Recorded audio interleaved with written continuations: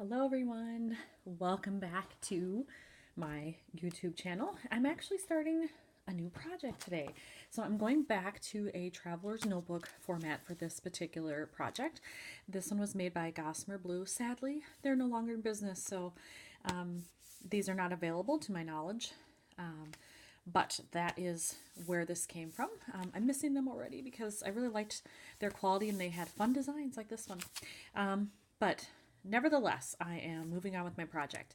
What I did in this notebook earlier this year was I used it for some photos of a local photo walk that I did. It was in a suburb nearby where I live called White Bear Lake. I live in the Twin Cities area, Minneapolis, St. Paul, and I've been on this mission to go to local suburbs or cities that are close to me and just kind of walk around, see what I see, take a look at their buildings, see what they have to offer. So I did that in White Bear Lake, and then I would love it if my camera would focus. There we go. And so then I just kind of took pictures everywhere, wrote little passages about what I thought of what I saw and what I found, and put that in my traveler's notebook insert. So I'm continuing on with that here, but I am switching to a new topic. So a friend and I decided that we were going to do a local walking tour. Now, she has lived here her entire life in the Twin Cities area. I have not. So we both knew some of the history of downtown St. Paul, but not all of it by any means. So we decided we were going to take this tour. It's a little bit of history, it's a little bit of architecture, it's a little bit of people watching. It was very fun. And so I decided, okay, I've got enough room left in this insert probably that I could do these photos. So I'm going to do that. I'm starting with this one, and I just have to show something. If you follow me, you've already seen this mistake that I made on a different video. I thought I was on a different page. How I missed all these pages in between, I do not know. I can't even give you an excuse. But so somehow when I'm working on this next round of pictures, I have to make this work.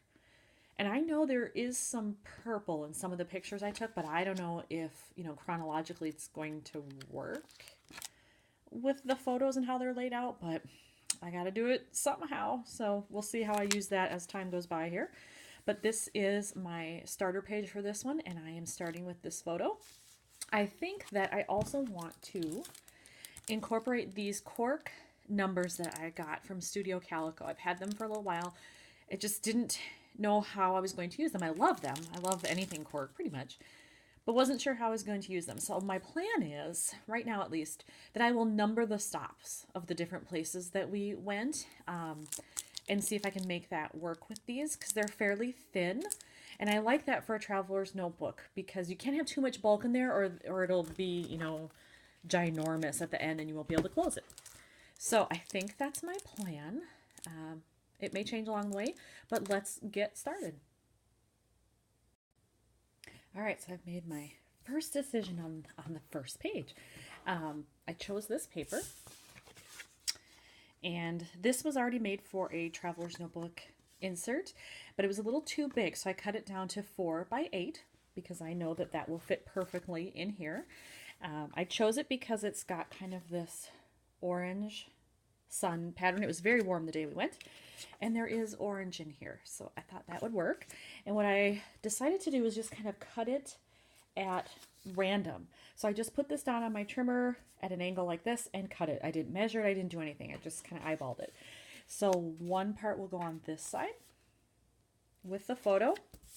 And then I'm planning to do this on the other side and then do some kind of journaling here to explain why we did the walk, what it was about, just kind of some general info. So here's what it looks like actually glued into the insert. So you can see that there. Now, the next thing I have to figure out is you can see through the page from what I did on the other side.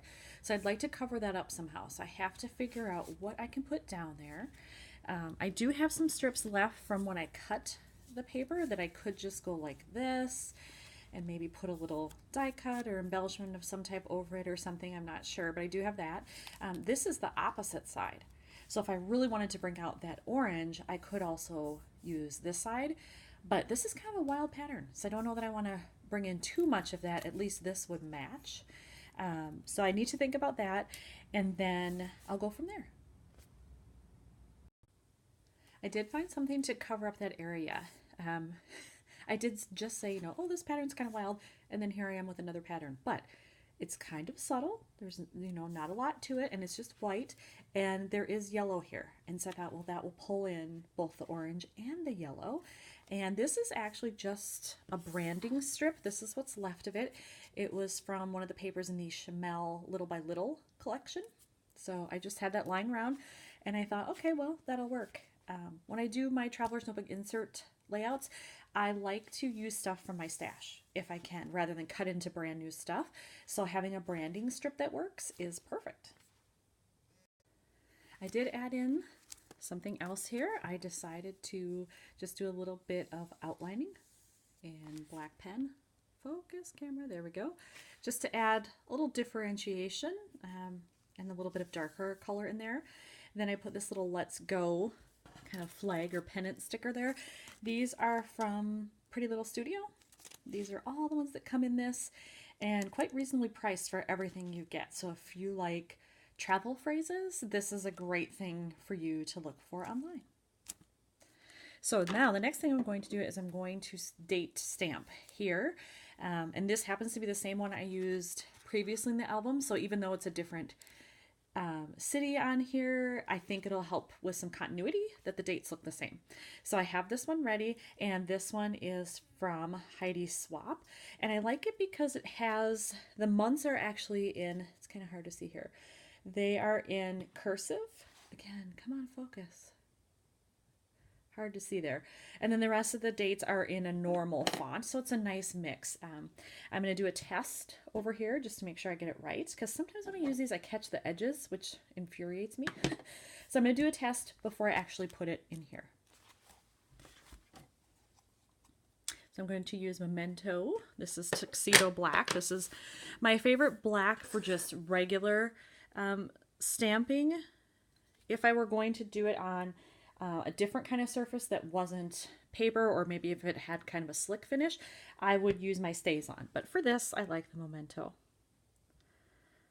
So gently do it. There you go. So August 29th. All right. Now let's hope it goes that smoothly on my layout. Sometimes it does, sometimes it doesn't. You never know. Let's move that over here. Make sure it's nice and covered again. All right. And I think because this is on the right side, I want it a little more on the left. Oh, see, I caught a little edge. You know what, though? I'm going to leave it. I'm not going to stress out about that. And it makes it look maybe a little like handmade, homespun, whatever. So, not a big deal. One thing I did forget to mention previously is that I did ink around the edges of this paper, as you can see, just to give it a little more definition so it's not white on white and you can't really, tell a dividing line. I used Going Gray ink from Stampin' Up. This is very old, but I've had it a long time and I love it, so that's all right. It gives it just a hint. I didn't want black because I felt like that would be too stark, especially if I've got, enough right here. So I think gray was an okay choice. So now that that's all done, I have this little baggie that I keep of different phrases. All of these right here are from a digital kit that I bought. I just printed it at home and then cut them out. I'm going to look through there and see if there's any phrases that might work for kind of a local tourist situation and see if I can fit them into this layout. I did find two little phrases that I liked. This one says today's adventure, and it's blue, and I think it kind of works to bring in the blue here. Sorry about the lighting today. It's almost midday, and so I've got weird shadows coming in from the window, so I apologize for that. But I'm going to do this one kind of more to the right side, I think, and then I'll just probably write in St. Paul or photo walk or something like that. And then I have this one right where I want to be, and it happens to be orange. So I think it works very well.